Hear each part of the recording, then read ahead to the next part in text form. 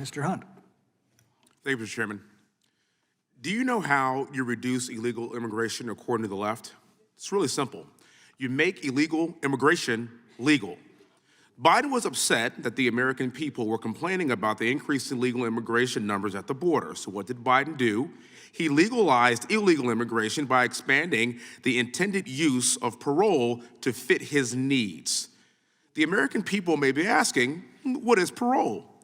USCIS says that parole allows an individual who may be admissible or otherwise ineligible for admission to the United States to be paroled into the country for a temporary period. That's right. They created a lawful pathway for illegal aliens who would otherwise have no other entry into America. It should be temporary, but it's not. Specifically, the Biden administration expanded its parole authority by creating a new parole program specifically for citizens of Cuba, Haiti, Nicaragua, and Venezuela. And as of October 2024, more than 530,000 Cubans, Haitians, Nicaraguans, and Venezuelans have flown into America under this program. President Biden doesn't care that he's allowed over 500,000 people legally into this country as he vacations in Nantucket with billionaires and won't encounter any of these people there. Just look at what happened to the people who arrived in Martha's Vineyard. They were barely there for 16 hours, and Martha's Vineyard kicked them out. It should come as no surprise the CHNV program is full of fraud. There was, in fact, so much fraud that they had to stop the program entirely in July of this year, as you know, ma'am. This rampant fraud and abuse shouldn't come as any surprise because Biden doesn't believe in the rule of law. We've seen this, and I'm from Texas. It has been despicable what has happened at our southern border. It's the opposite of what I would call the rule of law. And Biden only believes in the rule of law when it benefits him, his son Hunter, as we saw a couple of days ago, and other members of the Biden crime family. The border didn't benefit him, so he expanded parole. Having Hunter being a convicted felon didn't benefit him, so he gave him a blanket pardon for the last decade. I have a question for you, ma'am. This is kind of what I want to revisit back with Mr. Jordan. Does the parole program allow non-U.S. citizens to be financial supporters of parolees? And I'm talking about the CHNV. Does the parole program allow non-U.S. citizens to be financial supporters of parolees? Yes, that's correct. Why would you allow that?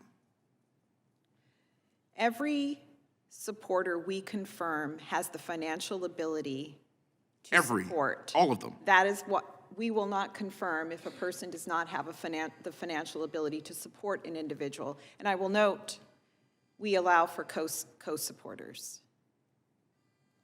But they're not citizens. They may be. They may be. Are they tax-paying citizens? 86% of supporters, 86%. So the vast majority. So what I'm getting at is you have the tax-paying public. You have the tax-paying public that's funding non-citizens to be financial supporters of parolees. Do you know how ridiculous that sounds, ma'am? I also want to note, when a person enters on parole, they are eligible to apply for employment authorization, and most of them do. And they become very quickly self-sufficient. Switching gears. So why was the program shut down in July?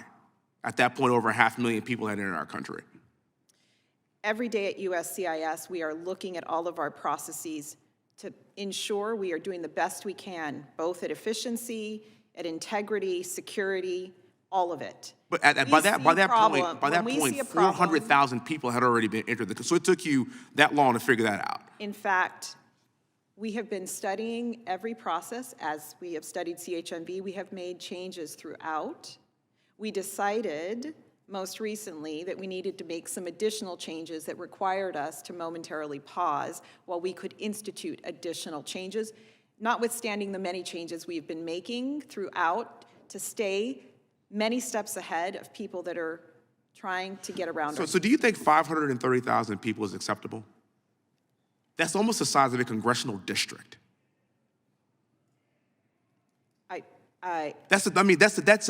You have to admit, that is an unbelievably high number of people in this country that are non-citizens.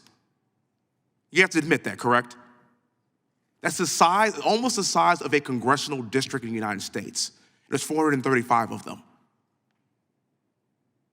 As I've stated, effective border management has got to be a combination of the enforcement that we have in place. But there's been no enforcement. There's been no enforcement because you have 20 million people enter this country illegally, and you have to admit that 530,000 people is unacceptable. I yield back the rest of my time. Thank you. Gentleman's time has expired. If there are no further questions, that will conclude today's hearing. I want to thank our witness for appearing before the subcommittee today. Without objection, all members will have 5